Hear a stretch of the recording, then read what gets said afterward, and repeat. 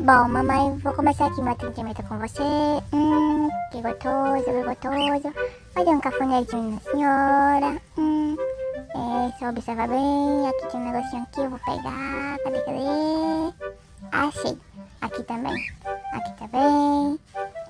Mamãe, aqui a taxa também tem um cafunézinho gostoso aqui pra você. Esse serviço ficou apenas R$ 500. A senhora já pode me pagar, tá certo? Eu tô só aguardando. E aí, gente, R$ 500 tá caro?